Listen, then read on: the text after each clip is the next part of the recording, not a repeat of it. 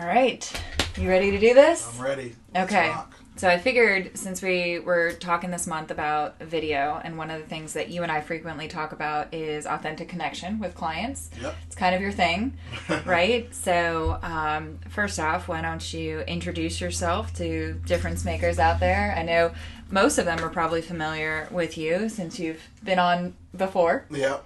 Patrick McFadden. I am founder of a marketing firm called Indispensable Marketing, where we make marketing a process. Let's point at the logo. There you go. Where we make marketing a process to increase visibility and make the phone ring.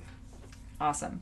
So getting the phone to ring, this is something that we talked about offline, is how video actually helps you do that. So you and I meet, and hopefully you don't hand me a business card, but hopefully we have, that's just me trying to save trees, but hopefully at that immediate moment we schedule a time to follow up, right? Yep. So that's like a 10 on the conversion scale. So if I send you an email, we had said that was maybe like a 3 or a 4. Yeah. If it's a Patrick McFadden email, maybe it's a little bit higher than that. Maybe. But if you can connect with me authentically through seeing on a video, that's a higher conversion possibility. Yeah, I think one of the things I like to talk about is video and the different uses of it throughout maybe the journey that somebody takes with your business. Video could be used for awareness and trust building. Maybe you're using video for educational reasons. Maybe you're using video to give somebody what it's like to kind of work with you, so maybe a sample. But I think realizing that video can facilitate and speed up either sales cycles or trust building is critical. Yeah, I love what you and I had discussed on how you can use video to run your business, because this is something that not a lot of business owners think about as far as building a process. Yes. And with my concussion last year, I couldn't document on a flow chart a process. Like I couldn't make a bulleted list. My brain just wasn't working that way. But I could record a video.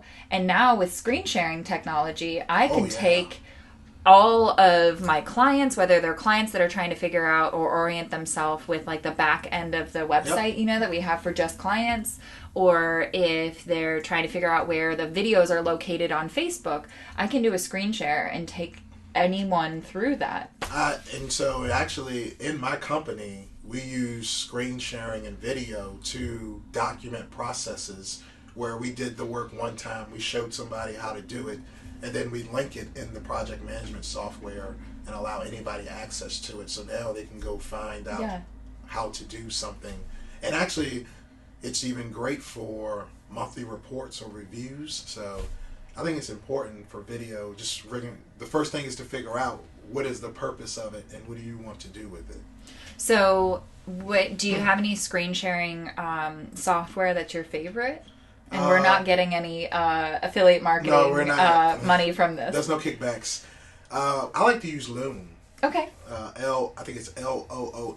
Yeah, and that's the Chrome extension plugin, right? You got it. Yep. So love that. It's like a little, if you are looking for the logo, because you can type in Loom to the Google search, and there's a lot of companies called Loom, but the logo is like a little red flower that's overlapping. So that is an awesome piece of software.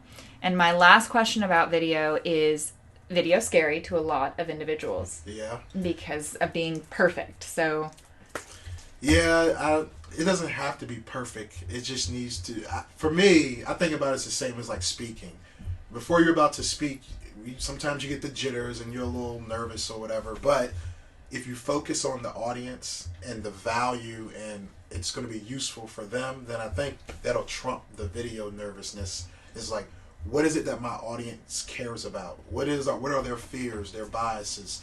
What is it that I can do and offer them? And if you focus on the audience, you shouldn't worry as much as you're going to make a mistake or stumble.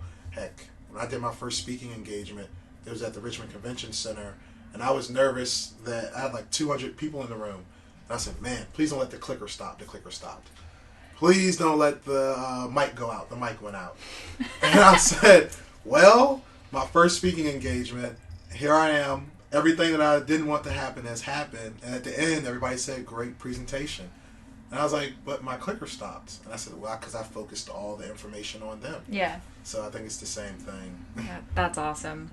So I know that you're in the Difference Makers group, so if individuals had any questions, they could comment on this video. We'll also share it out on LinkedIn so that you can get some tags there. Okay. And if anybody has any questions pertaining to video and marketing and business processes, we can also put it there. Was there any other areas that you want to connect with people through? LinkedIn mainly. Awesome. So you can find Patrick McFadden on LinkedIn, and I'll make sure that I put his LinkedIn in the comments here. And if you are listening to this on LinkedIn, remember that these go live in the Difference Makers group on Facebook. And I am so blessed and honored to be able to have subject matter experts such as yourself join me for the video content. I appreciate the opportunity. Go make a ruckus, everybody. Yes. And make the world a better place. There's two very congruent messages right there. We just want to make sure that we stay on brand. So, oh yeah. Thank you guys for making the world a better place. And if you have to make a ruckus to make it a better place, go for it. We'll both be cheering you on. Yes, we will. Thank you for being here. Yep.